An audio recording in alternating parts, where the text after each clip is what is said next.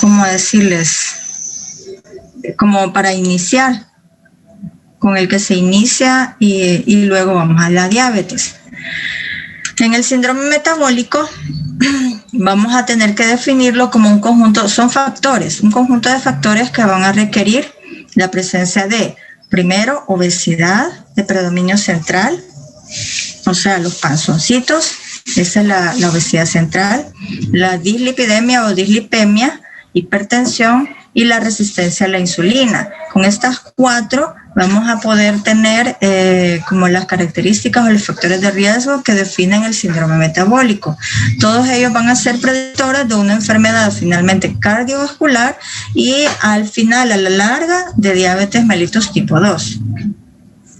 Este síndrome metabólico es una entidad recientemente descrita, 1988, no está tan lejos, así que prácticamente es algo nuevo. Y por ser nuevo, hay cosas que todavía no están bien definidas para los niños. Entonces, solamente están para los adultos, pero no para los niños. Hay unos criterios, por ejemplo, que están establecidos por la Federación Internacional de Diabetes desde 2007, que son una clasificación que es bastante sencilla. Pero hay que entender que dentro de estas clasificaciones hay unas que no se aplican exactamente para los niños. Entonces, por ejemplo, dentro de esta clasificación, de los 6 a los 10 años, ellos sugieren que para este grupo, antes de los 10 años, no se le llame síndrome metabólico, sino que se le llame de otra manera, aunque sí se le puede tener, si se tiene en cuenta la comorbilidad de los pacientes, de la familia o la comorbilidad misma, podríamos en algún momento llamarlo como síndrome metabólico. De los 10 a los 16 años ya son niños un poco más grandes y a ellos sí ya se les pueden tener criterios específicos, de hecho ya lo vamos a ver. Y de más de 16 años prácticamente estamos hablando de criterios para los adultos. Esos son entonces los criterios que se han definido de la Federación Internacional de la Diabetes, en donde los clasificamos según los grupos de edades que ya habíamos visto. Los 5 parámetros que se tienen son el perímetro de cintura o circunferencia de la cintura, la presión arterial, los triglicéridos, el valor de triglicéridos en sangre, la HDL y ATG, que en este caso significa alteración de la glicemia en ayunas. Para el grupo de menos de 10 años, es más, ni siquiera antes de los 6, sino que de los 6 a los 10 años, solamente se toma el perímetro de la cintura como un valor que puede ser predictivo, y este es mayor o igual al percentil 90, no 90 centímetros, sino que percentil 90 para su edad. Luego, la presión arterial, triglicéridos, HDL y la glicemia no está definido para esta edad, porque como dijimos, ni siquiera le sugieren que se le llame síndrome metabólico.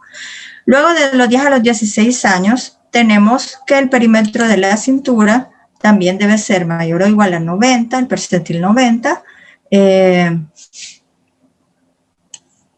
Luego el percentil 90, luego la presión arterial ya se empieza a tener como un parámetro, la presión sistólica y la diastólica más de 130/85, mayor o igual a 130/85, triglicéridos mayores o iguales a 150, el HDL, que es el colesterol bueno, es menos de 40, menor o igual a 40 miligramos de decilitro, y la glicemia en ayunas es de más de 100, mayor o igual a 100. Ya vamos a ver los valores diferentes para síndrome metabólico, intolerancia a la glucosa y para diabetes misma. Y más de 16 años, estos son prácticamente valores de adultos. Entonces tenemos el perímetro de cintura, aquí ya no estamos hablando de percentiles, sino que estamos hablando de valores definidos para hombres y para mujeres. Mayor o igual a 90 centímetros en varones o hombres y mayor o igual a 80 centímetros en mujeres. Así que ojo, si alguno de ustedes tiene un poco de obesidad central, entonces va dentro como primer criterio para síndrome metabólico. La presión arterial, lo mismo, 130/85. A partir de este valor vamos a tener otro parámetro para síndrome metabólico, los triglicéridos más o igual a 150, colesterol bueno que sea bajo, menos de 140 o igual, y la glicemia en ayunas mayor o igual a 100. Aquí este es un cuadro en el que estamos viendo criterios de promedio de cintura para niños de Maracaibo. Este es un estudio de 2011, en el que hicieron un estudio para ver más o menos cuál era el perímetro o la circunferencia de la cintura a partir de los 2 años, tanto en niños como en niñas, y eso solamente para que les dé una idea de más o menos cuánto tiene que medir la cintura en todas estas edades, ¿verdad? Tanto en niños como en niñas. No es para que se lo aprendan. Para eso tenemos tablas, para estar viendo todas estas cuestiones. Bueno, dentro de la prevalencia del síndrome metabólico, tenemos que esta se va a incrementar en la infancia cuando tenemos niños y adolescentes que son obesos. Va a haber mayor prevalencia si los niños, entre más obesos sean los niños. La prevalencia entre los 12 y los 17 años, por ejemplo, en España es de 3.8% y todo esto va en aumento. El síndrome metabólico ha ido aumentando desde que empezó la obesidad. Y la obesidad empezó después de los años 80 o a partir de los años 80. Si ustedes ven las películas, es bien obvio que las películas de los 50, los 60, los 70, la gente era delgada, pero a partir de los 80 ya empezamos a ver diferentes pesos y esto tiene que ver con las comidas. A partir de la introducción de las comidas industrializadas, de las comidas preparadas, de las comidas súper elaboradas, que tienen un montón de conservantes, preservantes y todas esas cuestiones, y un aumento en el consumo de estos carbohidratos que ya lo vamos a conocer como de alto índice glicémico. Entonces también hemos tenido mayor cantidad de obesos, mayor cantidad de diabetes, mayor cantidad de enfermedades de este tipo. Así que todo va a la par. ¿Cuáles son? Dentro de la fisiopatología, uno de los principales factores de riesgo o factores implicados es la resistencia a la insulina. Esta es una de las definiciones que vamos a aprender este día, junto a otros como la diabetes tipo 2, la obesidad, la dislipidemia y otros estados inflamatorios como protrombóticos y aterogénicos. ¿Qué es la resistencia a la insulina? Vale, eso sí se lo voy a leer porque creo que así está, pero cabal. La resistencia a la insulina se define como la disminución de la capacidad de la insulina plasmática, la insulina que está normalmente en el suero, para que en concentraciones habituales se promueva la captación periférica de glucosa, se suprima la gluconeogénesis hepática y se inhiba la producción de las lipoproteínas de muy baja densidad, que son las VLDL. Esto va a causar un aumento compensador de la secreción de insulina, que puede derivar en una intolerancia a los hidratos de carbono e incluso en una diabetes tipo 2. Vale, ¿qué significa todo esto? La resistencia a la insulina es que la capacidad de la insulina al final no es la misma que antes, le va a costar más hacer lo que antes hacía, captar glucosa, disminuir gluconeogénesis y disminuir la producción al final de los triglicéridos. Por eso es que al final esto conlleva a una diabetes y por eso es que en la diabetes tenemos factores que tenemos los pacientes característicamente tienen triglicéridos altos, glucosa alta, por supuesto, ¿verdad? Y otros. El trastorno inicial que vamos a tener en este padecimiento va a ser la incapacidad del mismo adipocito para almacenar ácidos grasos. El adipocito lo que se encarga es, por supuesto, de guardar un poco de ácidos grasos, pero en las personas que son obesas o que tienen problemas al final de resistencia a la insulina, vamos a liberar estos ácidos porque ya no hay capacidad para guardar tanta grasa porque se llena y se satura y estos se liberan al torrente y también hay gluconeogénesis y lo que contribuye al estrés oxidativo. O sea, las grasas son sumamente tóxicas o lo que se le llama fisiológicamente producen estrés oxidativo. Estos niveles altos de ácidos grasos de manera sostenida van a llegar a ser tan tóxicos para las células que producen la insulina, que son las células beta de los islotes de Langerhans, que va a desencadenar finalmente la diabetes tipo 2, porque ya no se van a poder producir la misma cantidad de insulina, y entonces sin insulina ustedes saben todo lo que sucede. Entonces, entre el paciente va siendo más obeso, las grasas se van acumulando, ya no se pueden guardar en los adipocitos, se sueltan al torrente y todo esto va a causar estrés, ya no se va a poder, ya no se van a poder oxidar de la misma manera, ya no se va a poder, van a causar una alteración en la misma producción de la insulina. Si no hay insulina, vamos a tener elevación de la glicemia y así otras cosas. Al final llevamos a una diabetes. En condiciones normales, los triglicéridos que están en la circulación se van a ir acumulando en el adipocito, ¿verdad? Como ya les había dicho. Pero vamos a tener necesidad de desdoblar los ácidos grasos por acción de la lipoproteína lipasa, y esta a su vez es estimulada por la insulina.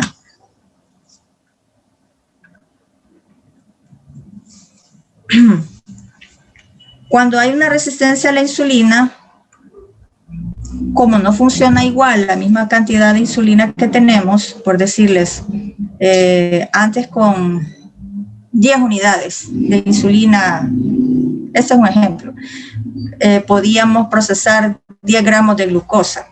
De repente empezamos a tener resistencia y estos 10 gramos de glucosa ya no los procesamos con 10 unidades de insulina endógena, sino que ya necesitamos 20. Y luego 30 y luego 40 para esa misma cantidad de glucosa. Entonces, las células beta van a tener que trabajar más para el mismo trabajo que hacían antes. Van a producir más insulina y a esto se le llama hiperinsulinismo. Vamos a tener entonces la misma glicemia, pero con un trabajo excesivo, doble, triple, multiplicado de la insulina para este mismo trabajo. Con los años, las células beta ya no van a dar abasto, ¿verdad? Se van a cansar y ya no van a poder producir la misma cantidad, se fatigan y se murieron. Entonces, si no hay insulina producida endógena, tenemos niveles súper altos de glicemia y viene la diabetes. Entonces es a lo que se le llama que este mecanismo que ha sido compensado va a ir fallando. Por eso dentro de los valores que nosotros debemos tomar en algún momento, cuando sospechamos que tenemos resistencia a insulina, no solamente es una glicemia en ayunas, ¿verdad? O una glicemia 2 horas después de comer, que ahora son los estándares, sino que también en algún momento debemos tomar la insulina en ayunas y la insulina que nosotros tenemos 2 horas después de comer, porque tenemos parámetros o niveles en los que podemos ver si estamos utilizando demasiada insulina para ver que estamos en una etapa de resistencia a insulina o estamos en una etapa normal, ¿verdad? Si estamos en una etapa de resistencia a insulina, podemos retroceder y evitar la diabetes. Podemos tener un montón de mecanismos que ya vamos a ver para evitar pasar al siguiente nivel, o podemos, si no lo evitamos, pues definitivamente vamos a terminar diabéticos.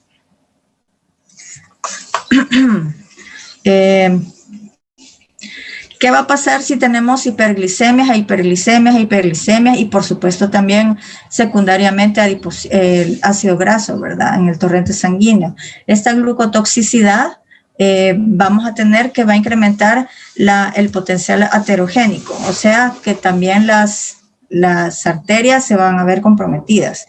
Progresivamente vamos a tener la hipertrigliceridemia, vamos a tener hipertensión, ¿verdad? Por el potencial aterogénico que va a causar la hipertensión, y al final vamos a ir desarrollando completamente el síndrome metabólico, que ya habíamos dicho que necesitaba aumento de la circunferencia de la cintura, ¿verdad? Con la obesidad central, la alteración de la glucosa en ayunas, la alteración de los triglicéridos, la hipertensión. Entonces aquí es un dibujito en el que vamos a ver algunos de los factores y las consecuencias de tener resistencia a la insulina. La inactividad física va a hacer que finalmente los adipocitos no puedan con tantos ácidos grasos y se escapen al torrente. La etnia también es importante, ¿verdad? Cuando generalmente los orientales son delgados por su misma constitución y pero ya vamos a ver que esto les ha aumentado también a ellos, aunque son delgados, ¿verdad? Ha aumentado la diabetes en esas personas, la pubertad es otro factor. Los factores genéticos en sí, ¿verdad? Si ya nos traemos en nuestros cromosomas el tener diabetes, pues ni modo, va a ser un factor que debemos tener en cuenta toda la vida. La misma inactividad física que nos está llevando a tener los celulares, las tablets, las computadoras, etcétera, etcétera, los videojuegos.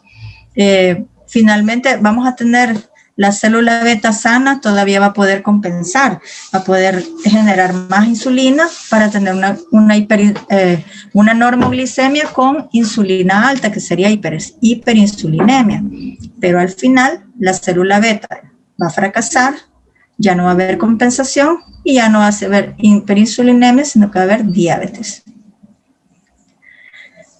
Otro de los temas es el síndrome de ovario poliquístico, la acantosis y la misma resistencia a insulina. Todas estas, el síndrome de ovarios poliquísticos y la acantosis, se asocian a la resistencia a insulina. Generalmente, muchas mujeres padecen o padecemos de síndrome de ovarios poliquísticos y ya solo por esa razón tenemos un extra para padecer resistencia a insulina y finalmente en algún momento de la vida diabetes. No necesariamente en la adultez de 60, 70 años, sino que todo depende del tipo de alimentación y actividad física que se tenga. No digamos también de la herencia. La acantosis nigricans, que es una alteración, ¿verdad?, que se relaciona con la activación de los receptores de insulina. Alteración relacionada con la activación de los receptores de insulina en la piel, porque tenemos receptores de insulina en la piel por el exceso de insulina, o sea, por la misma hiperinsulinemia. Esta se va a encontrar presente en el 90% de los niños y los adolescentes con diabetes. ¿Qué va a pasar? Que la acantosis, no sé si la han visto, es una coloración oscura que se tiene en más que todo en nuca. De la nuca se puede pasar al cuello, en las axilas, en las partes que sean que se doblen, ¿verdad? En los dobleces. También podemos tener aquí en la cara, ¿verdad? Y todo esto dependiendo del color de la piel. Si una persona es muy morena va a ser negro. Si una persona es blanca va a ser café oscuro. Esta coloración puede ser un signo de resistencia a insulina. Entonces les puede decir a ustedes, así que revísense ahora que se vayan a ver, aunque sean delgaditos, ¿verdad? Y jóvenes, pero se están comiendo mal o no tienen actividad física y se ven aquí como que negrito y no les sale con el paste, ¿verdad? Y se chollan. Eso no es suciedad, eso es resistencia a insulina, se llama acantosis nigricans. Y entonces tenemos que estar pendientes. Con una mejora de la dieta, eso se les va a quitar, no con lejía.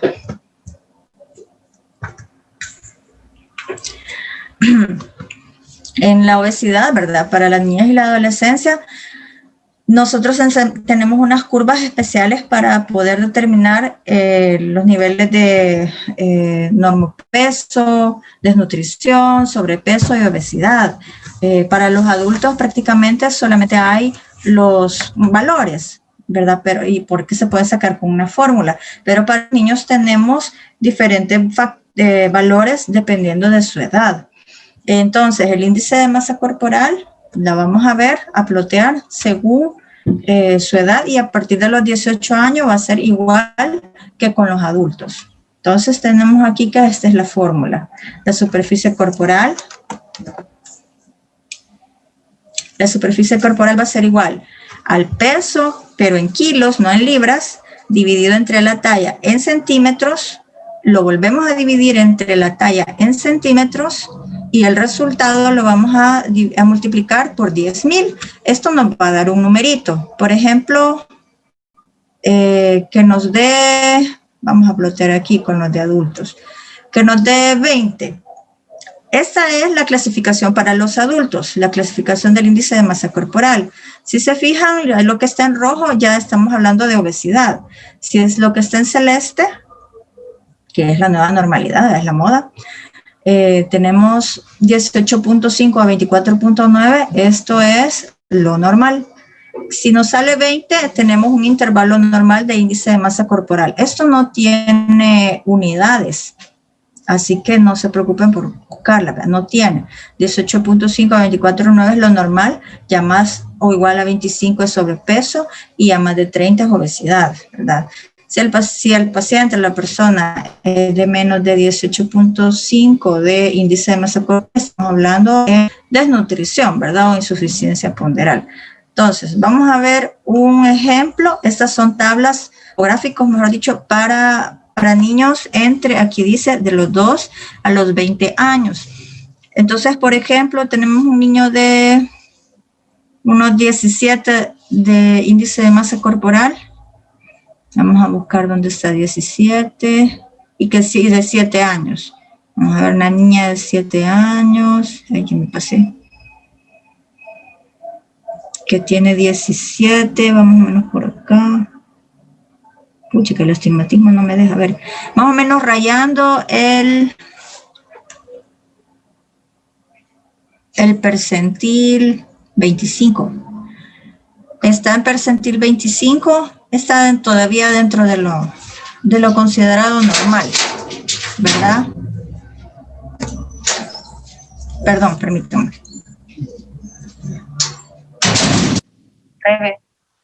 Quita la llave. Quita la llave. Perdón. Entonces estaríamos dentro de todavía de un índice de masa corporal normal. Estos son de versiones estándar. Si se fijan, tienen 1, 2, 3, 4 líneas que son más rosadas o más gruesas que las otras. Cuando estamos hablando aquí de percentil 50, quiero ver cuál es el 50. 5, 10, 25, 50, 75, 95, ajá. Si estamos hablando del 50, estamos hablando de un índice normal, promedio, ¿verdad? Si estamos hablando de más de acá, estamos hablando de sobrepeso, entre este y este sobrepeso, y arriba de este es obesidad. Abajo de este es desnutrición severa. Entonces, sí, me equivoqué. No alcanzo a ver qué dice, yo creo que dice 75. Pero todavía está dentro de lo normal. Lo mismo acá, ¿verdad? Nosotros solamente vamos buscando la edad y vamos buscando lo que les da del índice de masa corporal. Si les da, por ejemplo, vaya 20 a este niño de 6 años, entonces obviamente estamos súper arriba de la curva y entonces estamos en obesidad. Todo esto es obesidad. Hablando ya de otra manera, de 5 a los 18 años, esta sería una tabla para niñas y una tabla para niños. Aquí ya lo tenemos con números, como con intervalos, que sería un poco más fácil. Entonces tenemos lo normal, tenemos la desnutrición leve, la moderada y la severa, y aquí tenemos obesidad y sobrepeso. Lo que quiero que les quede claro es que los índices no son, o las tablas, las medidas no son iguales entre niños y entre los adultos. O sea, porque una vez, por ejemplo, me dijeron, estuvieron ploteando niños con estas gráficas de adultos y esto no nos sirve a nosotros. Por ahí encontré esta otra tabla.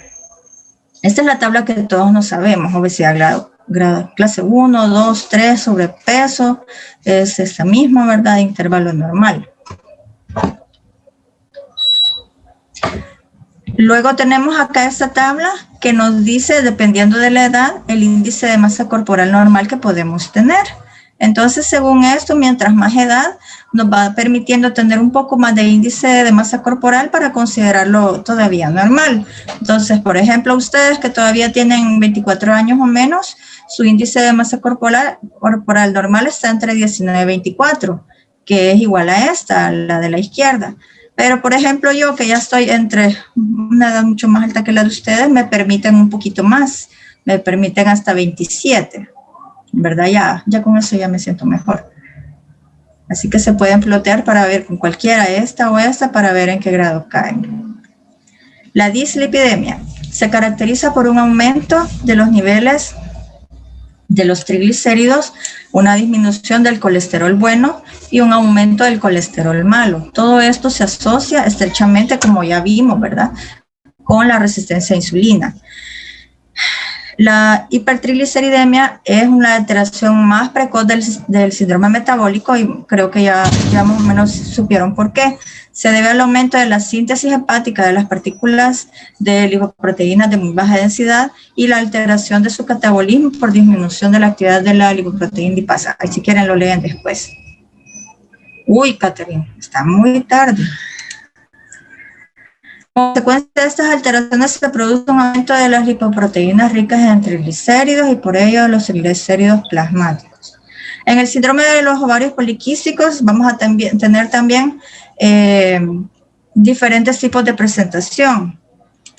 Dentro de estas presentaciones, para recordarlas, tenemos el hirsutismo en mujeres, ¿verdad? Obviamente, irregularidades menstruales, entre ellas está la oligomenorrea, la amenorrea, hemorragias uterinas anormales, el mismo acné, la alopecia y la infertilidad, ¿verdad? Esto se puede asociar con hiperinsulinemia, resistencia a la insulina, finalmente nos va a llevar a un mayor riesgo de diabetes y enfermedades cardiovasculares. Ya solamente nos quedan 9 minutos. Cuando nos desconectemos, les voy a dar 5 minutos de recreo, digamos, y ya después nos volvemos a conectar. Yo les aviso cuando solo tengamos un minuto. ¿Cuál es el tratamiento para el síndrome metabólico? Principalmente las medidas preventivas, los estilos de vida saludables, que van a incluir las medidas nutricionales, obviamente, la actividad física, ¿verdad? La actividad física se ha visto que mejora un montón la sensibilidad a la insulina, o sea, prácticamente es como la pastilla que se necesita para mejorar la captación de la glucosa, ¿verdad? Periféricamente, y que mejora la efectividad de la insulina y también puede prevenir o corregir obviamente otras alteraciones metabólicas y cardiovasculares. Dentro de la dieta todos nos dicen que debe ser una dieta equilibrada, que no sé qué, ¿verdad? El clásico 50% carbohidratos, 30 de grasas y 20 de proteínas. Hay que saberlo hacer. Hay que también saber cuáles son los alimentos con bajo índice glucémico o con alto índice glucémico, ya vamos a explicar. Esto va a ayudar a que se controle, ¿verdad?, la insulina, pues algunos carbohidratos no son iguales todos los carbohidratos entre sí, aunque sean carbohidratos, hay unos que son más fáciles de digerir que otros y hay unos que producen más saciedad que otros. ¿Qué es esto del índice glicémico? El índice glicémico, vamos a ver, los carbohidratos son los que más producen estimulación de la producción de la insulina. Por lo tanto, estos son los que nos van a hacer engordar y los verdaderos venenos que nosotros tenemos que contrarrestar o que no comer. No los podemos eliminar, sino que solamente los podemos reducir.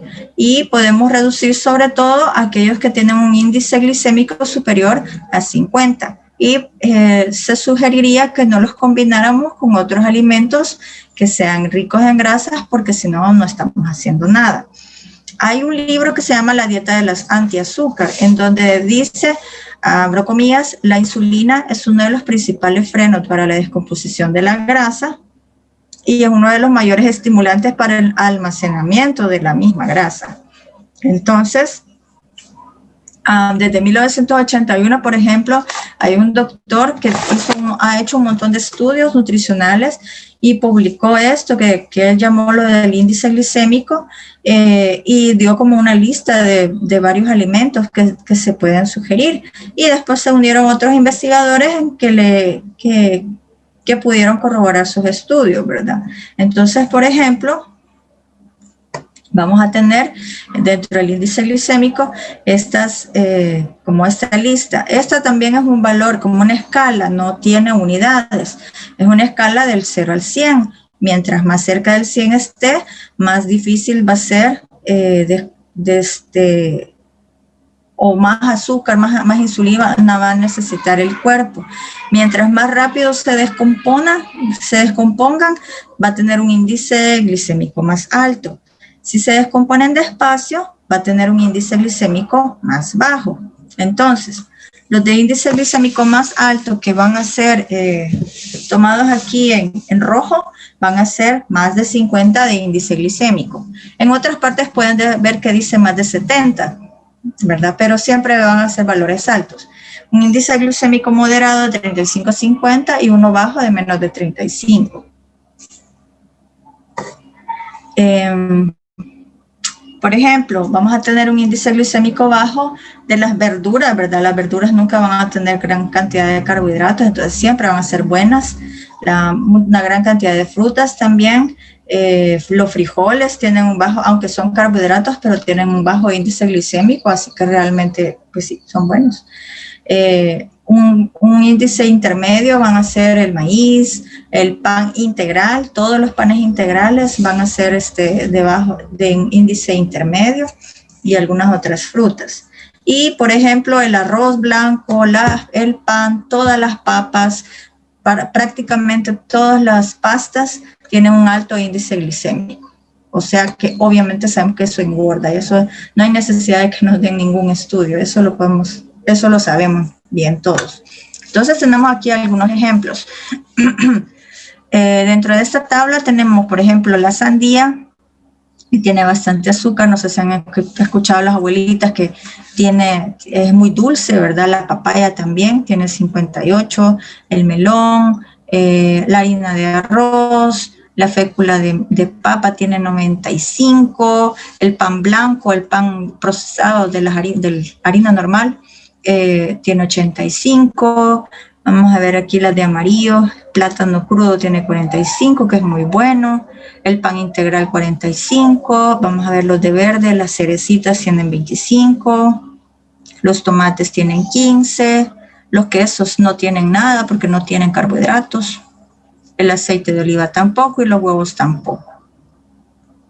Aquí les dejo una serie de listas para que ustedes lo revisen. Solo quiero que tomen conciencia que la cerveza tiene un índice glicémico de 110, ¿verdad? Está en el top. Y el zumo de limón sin azúcar tiene 20. Claro que tomar zumo de limón, guácala, a lo mejor se le echa sal y le hacemos aderezo de ensalada.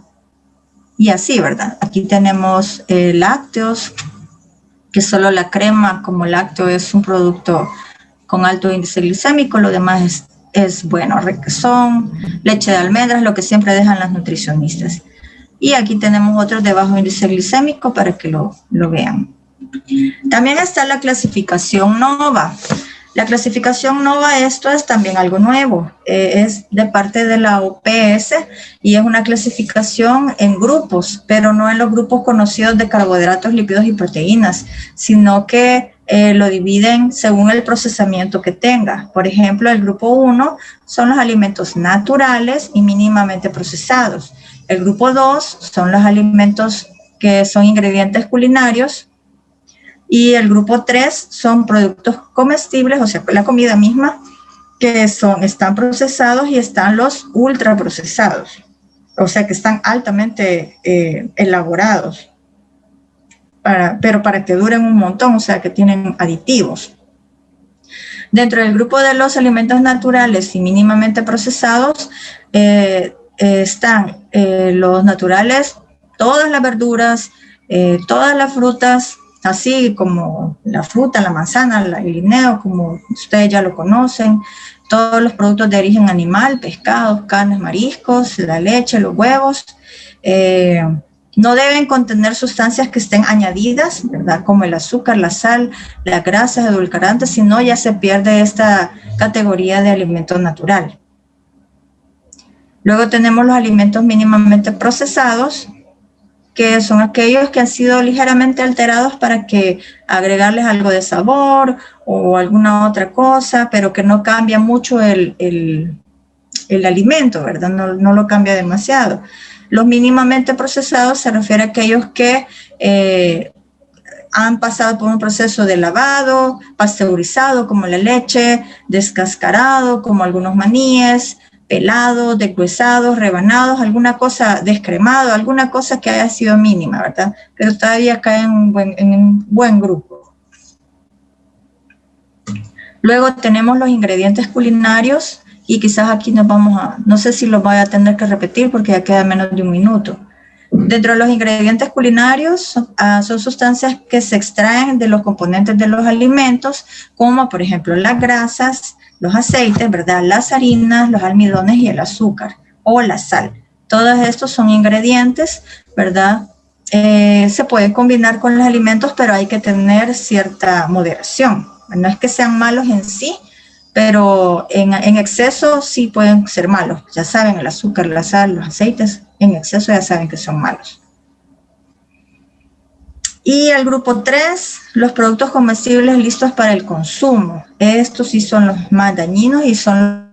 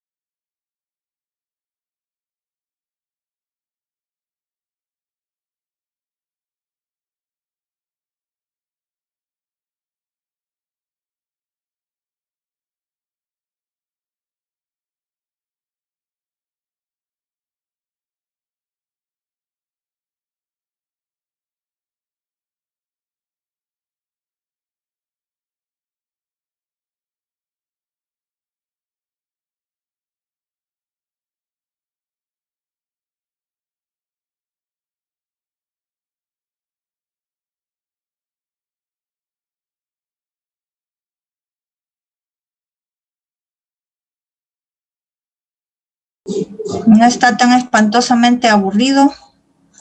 Bueno, eso no les puedo decir, ¿verdad? Vale, vamos a seguir, pues.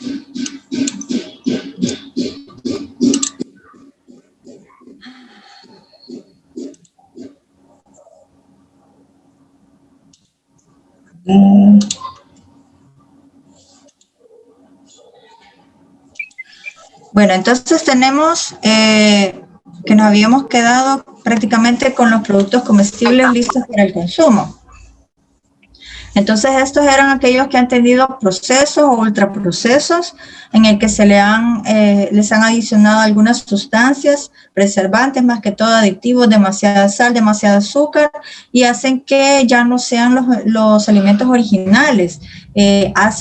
¿Por qué? Porque lo que quieren es que duren más, como las galletas de bolsita que todos conocemos, la Diana, las Marisela, los pingüinos, cualquier cosa de esas, además de que las harinas tienen un alto índice glicémico, las de trigo, están preparadas para que duren 3 meses, 6 meses, demasiado tiempo. Entonces todo esto hace que estos alimentos sean más diabetogénicos prácticamente que de lo que pueden ser una galletita preparada en el momento. Dentro de estas cosas también entran los alimentos que son legumbres, como los petit pois, que son melocotones en almíbar, que les han agregado algo para que duren mucho tiempo. Los pescados ahumados, los quesos que se les añade mucha sal para que duren más tiempo, los jamones, etcétera. Todos estos alimentos están diseñados para ser consumidos como snack o que facilitan supuestamente la vida, ¿verdad? Pero en realidad, al final lo que hacen es que nos abren paso para el camino de la diabetes. Todos estos alimentos ultraprocesados están invadiendo prácticamente todo el mercado. A veces los preferimos antes que las comidas sencillas, un huevito, unos frijoles, una tortilla. Entonces preferimos un sándwich, preferimos una Maruchan, una comida instantánea, una salsa ya preparada, como las naturas que ni tomate tienen y alguna cosa así. Entonces todos estos son más atrayentes para la vista, probablemente para el paladar de algunas personas, pero al final nos destrozan el organismo poco a poco. ¿Cuáles son las razones? Son nutricionalmente desequilibrados, tienen alta densidad energética, pueden crear hábitos de consumo y adicción, son fáciles de consumir y desplazan a las comidas que son realmente nutritivas, crean una falsa impresión de ser saludables, ¿verdad? Como los juguitos de caja que se les dice que se les pongan a los niños en las loncheras, que realmente son malísimos. Muchos solo son comidas hechas por transnacionales que lo que quieren es vender y nada más, o sea, no les interesa otra cosa. Y estamos siendo atacados por este tipo de alimentos. Entonces, por ejemplo, los alimentos sin procesar, tenemos las frutas así como vienen, los alimentos mínimamente procesados, que sería un pollito, alguna cosa que se le ha echado a algún ingrediente culinario, ¿verdad? Y los ultraprocesados, ¿verdad? Que se ven más deliciosos a veces, pero que al final el cuerpo paga las consecuencias, tarde o temprano. Otra de los tratamientos para el síndrome metabólico, para evitar la resistencia o disminuir la resistencia a insulina, es el ejercicio físico. Este debe ser regular y, como ya vimos, ¿verdad? Puede mejorar la sensibilidad de la insulina, el trabajo de la insulina se hace mejor y más efectivo en un 40% y va a disminuir la lipogénesis. También va a aumentar o mejorar los niveles de colesterol bueno, HDL, va a mejorar la función del endotelio y mantiene el peso que se haya perdido o va a mantener un peso más adecuado. Se supone que se recomienda entre 30 y 60 minutos diarios, pero al final lo que se puede hacer de ejercicio es ganancia para el cuerpo. También existe el tratamiento farmacológico. Entonces, cuando nosotros tenemos demasiada alteración, ¿verdad? en la tolerancia a la glucosa o ya hay diabetes, la dieta y el ejercicio no van a ser suficientes. Podríamos tener entonces necesidad de usar medicamentos como la metformina. La metformina es un medicamento que realmente es un gran descubrimiento, ¿verdad? Es una biguanida que lo que hace es que disminuye la producción que el hígado tiene de glucosa, va a incrementar la sensibilidad a la insulina que ya estamos produciendo y va a mejorar la captación periférica de glucosa mediada por la insulina. O sea, es casi como que estamos haciendo ejercicio, ¿verdad? Pero con un medicamento. Bueno, realmente el efecto. Pero ¿qué pasa? La metformina va a tener, como es un medicamento, tiene algunos efectos secundarios que por lo general son gastrointestinales. Esto es lo que más se refiere. La mayoría de los pacientes lo que tiene es diarrea y por eso es que es un medicamento que no lo van a tolerar.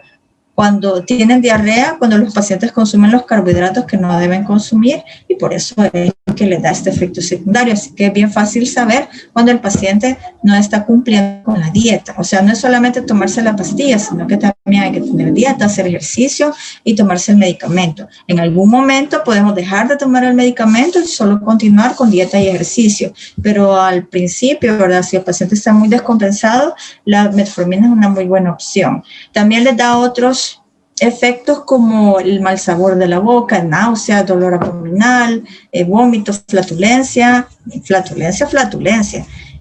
Lo mismo, cuando comen carbohidratos que no deben estar comiendo, les produce esto y diarrea. Una diarrea pero qué barbaridad. Estos medicamentos están aprobados a partir de los 10 años por la FDA y también en Europa. Puede ser que hasta los 8 años, dependiendo si son niños muy grandes, así con peso de prácticamente adolescentes, adultos, entonces lo podemos dar a partir de los 8, pero la mejor edad es a partir de los 10. Doctora, disculpe, dice Brenda que sí la puede dejar entrar. Fíjese que no me aparece. No, ya le...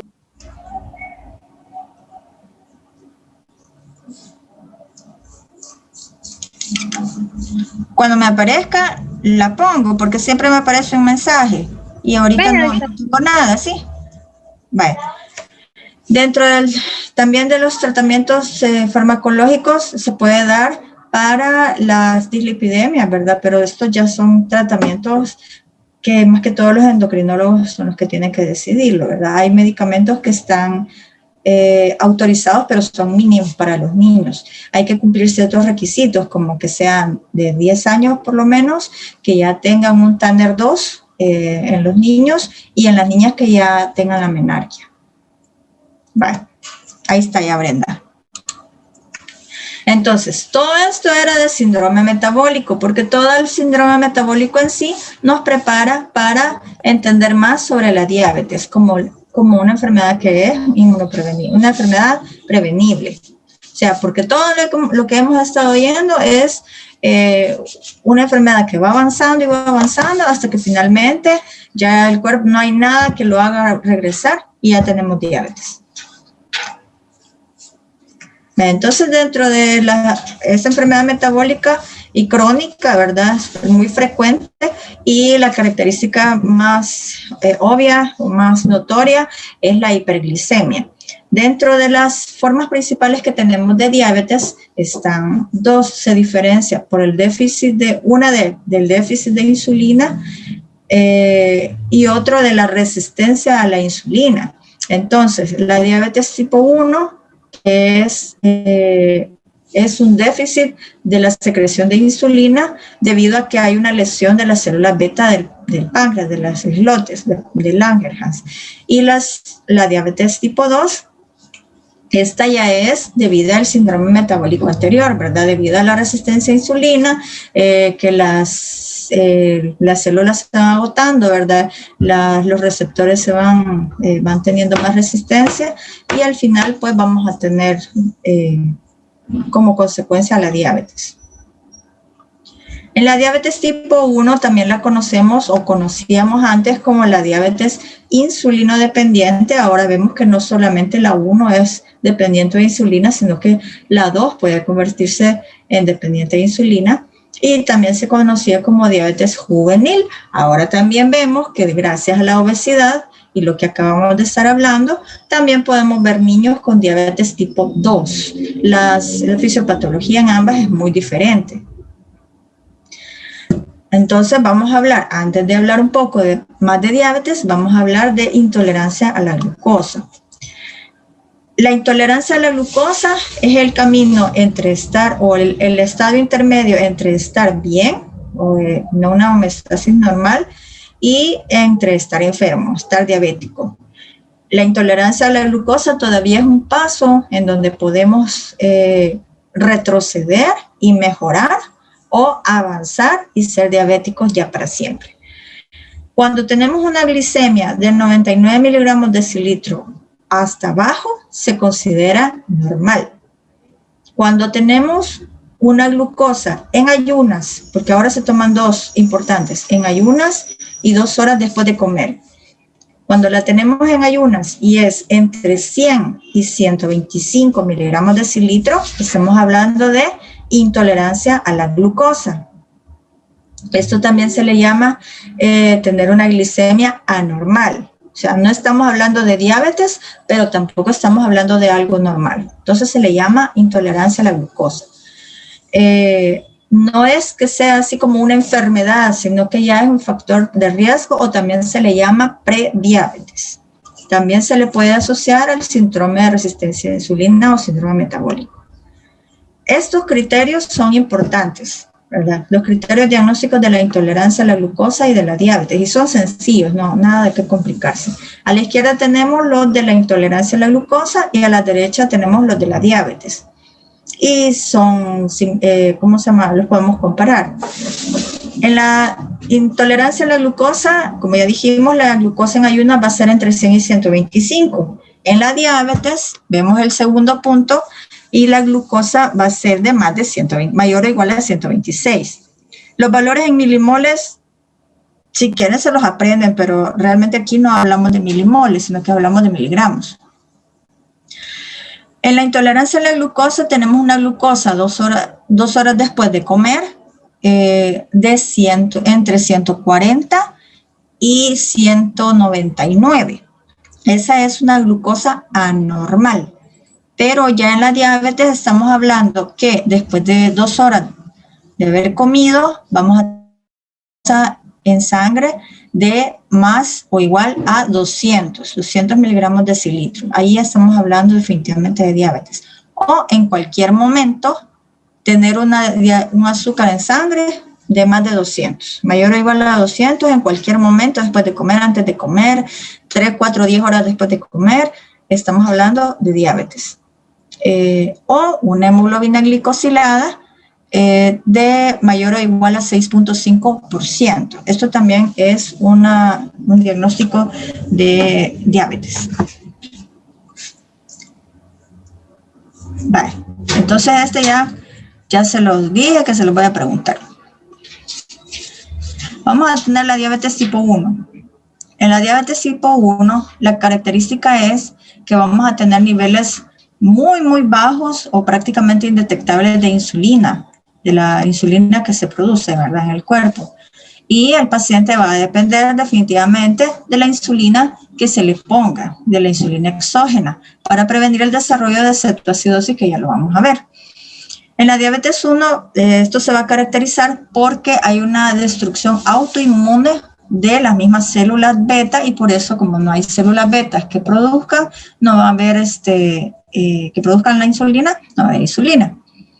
Puede haber factores genéticos, puede haber factores ambientales o alguna otra cosa, pero estamos hablando de que el paciente tiene un trastorno autoinmune a las células beta de los islotes del páncreas.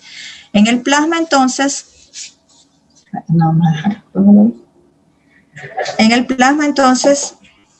vamos a tener que las personas que padecen de esto, vamos a detectar en algún momento autoanticuerpos, o sea, realmente el paciente tiene algún tipo de autoinmunidad, ¿verdad?, contra la célula beta, pero eso no lo podemos hacer aquí. Tal vez lo hacen en otros países, sí, ¿verdad?, pero aquí en este país no. Y esto se podría detectar, estos autoanticuerpos se pueden detectar años antes de que inicie la diabetes, lo cual sería muy bueno para prevenir, ¿verdad?, a los pacientes antes de que se les acaben todas sus células beta, para mejorarles su alimentación, el ejercicio y todo lo demás.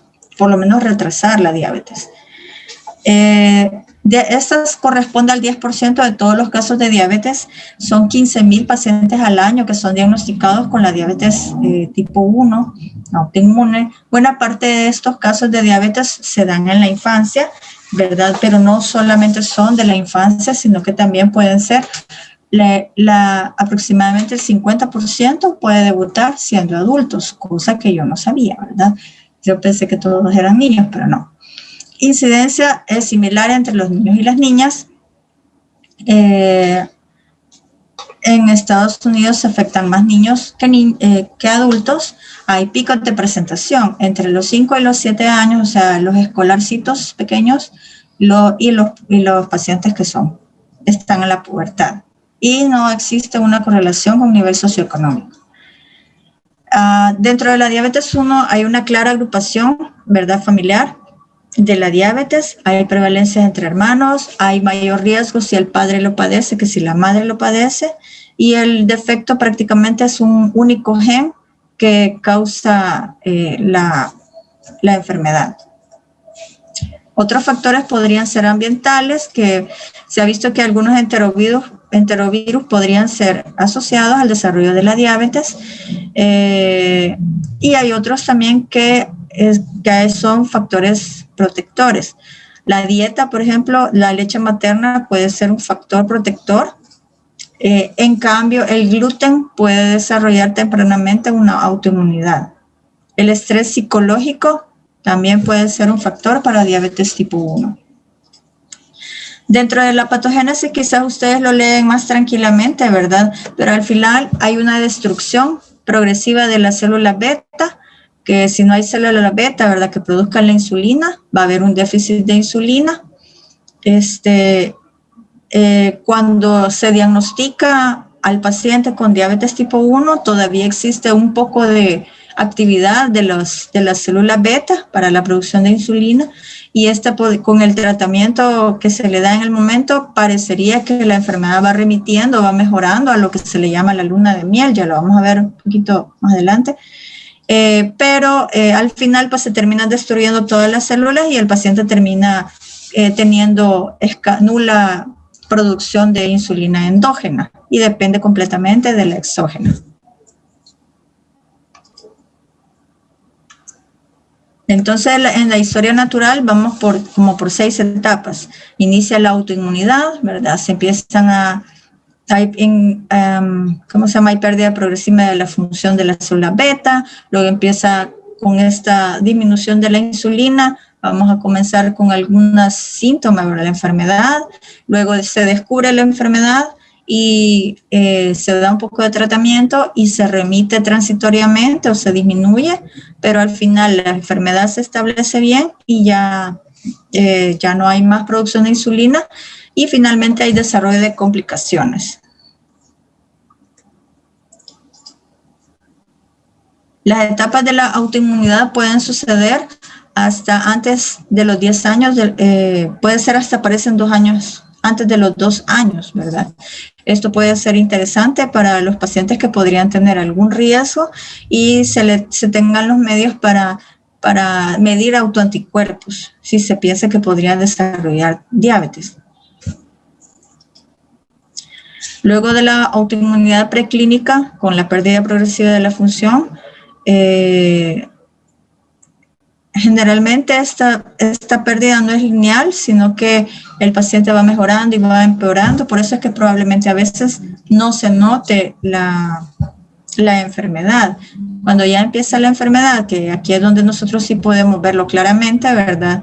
Cuando ya hay, se pensaba que al haber una destrucción del 90% de las células de beta, entonces ya empezábamos a ver signos y síntomas de diabetes, pero no, se ha visto que a partir del 40% de las células que han disminuido su función empiezan a haber síntomas, o sea que realmente hay una destrucción no tan importante cuando ya empiezan los síntomas clínicos. Bueno, esto de la fisiopatología, que al final lo que quiere decir es que el paciente va a entrar en una disminución de la insulina, vamos a aumentar los niveles de insulina para poder procesar la misma cantidad de glucosa, pero como el paciente ya no tiene tanta insulina, vamos a tener al final aumento de la glicemia y hay otro montón de alteraciones cuando tenemos aumento de la glicemia, como formación de cuerpos cetónicos, exceso de glucagón, lipólisis y otras cosas. Dentro de las manifestaciones clínicas, los síntomas del paciente pueden empeorar en cuestión de semanas, ¿verdad? No de años ni de meses, y podría tener desde una poliuria intermitente e inicial hasta cetoacidosis diabética y coma. O sea, realmente para los niños, en general, que estamos en pediatría, ¿verdad? Para los niños que tienen diabetes tipo 1, su entidad inicial con la que vamos a ver que ha entrado en una diabetes podría ser la cetoacidosis diabética que lo lleve a coma. O sea, no necesariamente signos pequeños como la poliuria. A veces eso se puede pasar desapercibido. Generalmente los niños nos damos cuenta porque comienzan graves, de un solo con cetoacidosis diabética. Entonces las manifestaciones las vamos a recordar en el esquema y solamente recordando que el umbral renal es de 180 miligramos en 100 ml para la glucosa. O sea, a partir de que tenemos una glicemia de 180 miligramos, significa que ya vamos a empezar a filtrar glucosa, ya va a haber glucosuria.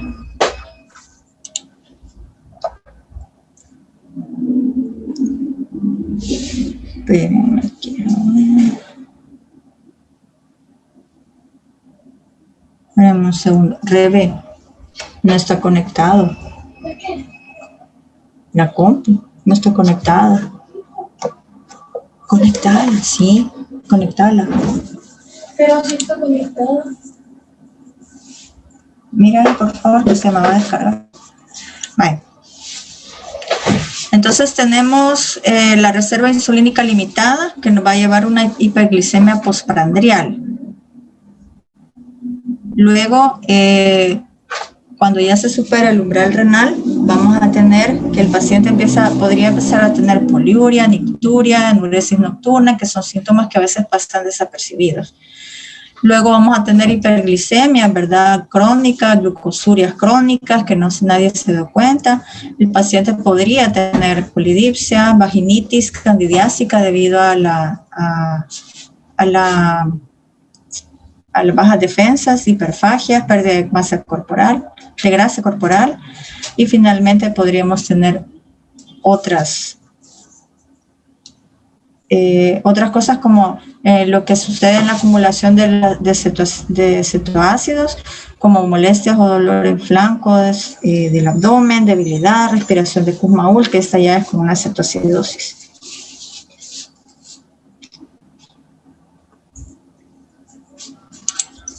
Vale, esperen un segundo que se me va a descargar esta cosa. Pásamela aquí, la voy a conectar acá. Esto lo incluí porque necesitamos saber cuando un paciente tiene hipoglicemia, qué es lo que sucede, no solamente con la hiperglicemia, sino que qué es lo que sucede cuando el paciente tiene hipoglicemia, cuáles son los síntomas. Hipoglicemia estamos hablando de 3 niveles, leve, moderada y severa. Es leve cuando el paciente tiene entre 55 y 70 miligramos y que prácticamente solo se siente, tengo hambre, ¿verdad? Luego, cuando es moderada, cuando tienen menos de 55 y el paciente se siente así como medio dundo, confuso, raro, mareado, pero se puede ir a tomar algo, o sea, es capaz de resolver su problema. Y es severo cuando tiene menos de 55, pero el paciente ya necesita de alguien más para que le ayude a resolver su problema de hipoglicemia, o sea, realmente ya no entiende lo que hace, o está mareado, confundido, desmayado, lo que sea. Vamos a tener el diagnóstico entonces de la diabetes mellitus 1. Entonces, la pista fundamental es la poliuria inapropiada en cualquier niño que esté deshidratado, que no tenga ganancia de peso o que tenga algún tipo de enfermedad, aunque sea leve, como una gripe. Vamos a tener hiperglicemia, ¿verdad? Para eso obviamente ya tenemos necesidad de hacerle algún examen, glucosuria, cetonuria y puede determinarse rápidamente. Esto con un examen con un Conburtest se puede hacer. La hiperglicemia de más de 200, como ya dijimos, con síntomas típicos, es diagnóstica. En niños obesos debemos considerar que el paciente tenga diabetes tipo 2, o sea, que no sea por autoinmunidad o destrucción de las células betas por autoinmunidad, sino que sea por que vino con resistencia a insulina, un síndrome metabólico, hasta que paró en diabetes. Entonces, el cuadro para el diagnóstico, ¿verdad? Para la intolerancia a la glucosa y para la diabetes. Más de 200 al azar de glicemia, definitivamente es diabetes con síntomas, ¿verdad? Que los síntomas son poliuria, polidipsia, pérdida de peso inexplicable, y cetonuria y glucosuria. En niños que no son obesos no hay necesidad de buscar anticuerpos, ¿verdad? Hay que buscar otras enfermedades como el hipotiroidismo y la celiaquía. Entre el 15 y el 30% de los individuos con diabetes tienen un nivel elevado de TSH. Y aproximadamente hasta el 10% pueden tener celiaquía. Así que también es un trastorno que tenemos que leer. La hemoglobina glicosilada, que es otro de los exámenes, también va a confirmar el diagnóstico. Esto nos va a decir la glicemia que va a tener durante los últimos 3 meses, que es lo que dura la hemoglobina. La determinación entonces de la hemoglobina glicosilada es importante. La cetoacidosis diabética solo la vamos a ver rápidamente para que tengan una idea. Esta es una descompensación metabólica aguda que se caracteriza por varias cosas. El paciente debe tener hiperglicemia, debe tener más glucosuria, debe tener cuerpos cetónicos en sangre y en orina, y debe tener acidosis metabólica, o sea, un pH de menos de 7.3 y un bicarbonato de menos de 15. Para eso tenemos que tomar gases arteriales, glicemia, bueno, en los gases también va la glicemia, y tenemos que tomar un Conburtest. Con eso hacemos los diagnósticos. Esto es el resultado final de las alteraciones metabólicas debidas a un déficit grave de insulina, ¿verdad? Aquí ya no hay vuelta atrás, el paciente es diabético y lo más que podemos hacer es mejorar su calidad de vida. Esto se va a producir entre el 20 y el 40% de los niños que tienen un debut de diabetes, y también en otros niños que ya tenían diabetes, pero que no les ponen la insulina, no tienen un buen control de su enfermedad, ¿verdad? Entonces también pueden recaer con una diabetes, con una cetoacidosis diabética. Entonces lo vamos a ver según eso, es normal, leve, moderada y grave, y ya dijimos que necesita los gases arteriales y otras cosas. ¿Cuál es el tratamiento para la diabetes tipo 1? La vida de las personas diabéticas definitivamente no va a ser igual nunca, porque tienen que estar continuamente cuidándose de su alimentación, de la dieta, de cualquier cosa, hasta el tipo de calzado que usan, el tipo de calcetines y el tipo de todo. También el paciente debe estar educado, no solo los pacientes, sino que también sus cuidadores. También debería ser así para las personas de la comunidad, es decir, las panaderías deberían disminuir la oferta de pan sumamente elaborado, demasiado dulce, ¿verdad? Los pasteles, aquellos que son puchicas, súper, ¿cómo se le llama? El tóxico de chocolate, de Che André, qué barbaridad, esas cosas no deberían existir. Etcétera. El tratamiento y el seguimiento deben saber, los pacientes entonces deben estar controlando continuamente su azúcar, deben ejercitarse, deben tener una dieta estricta, bueno, si quieren seguir viviendo bien, porque si no pueden seguir mal cuidados y las consecuencias las pagan ellos mismos. Deben a veces estar hipoglicémicos, ¿verdad? Cuando no se le ha encontrado una buena dosis de insulina. Tienen o pueden tener trastornos conductuales propios de la enfermedad. La negación de la enfermedad debe ser en cualquier momento, o sea, porque no soy un niño normal, pero no como la Bibi, sino que porque son diabéticos. Deben superar el miedo a las inyecciones los pacientes y los cuidadores, porque la insulina se aplica a través de las inyecciones subcutáneas, y también pueden tener trastornos alimentarios. El tratamiento se ajusta dependiendo de la insulinopenia que tengan, o sea, la disminución de insulina que tengan en sangre. Dependiendo de la cantidad que tengan al momento del diagnóstico. El objetivo que vamos a tener es controlarlos lo mejor que se pueda, alcanzar niveles de azúcar casi normales, ¿verdad? Debemos evitar las hipoglicemias a toda costa, porque esto al final pues no es gracia estar con las hipoglicemias y desmayados y comatosos. Esto tiene también efectos en el desarrollo del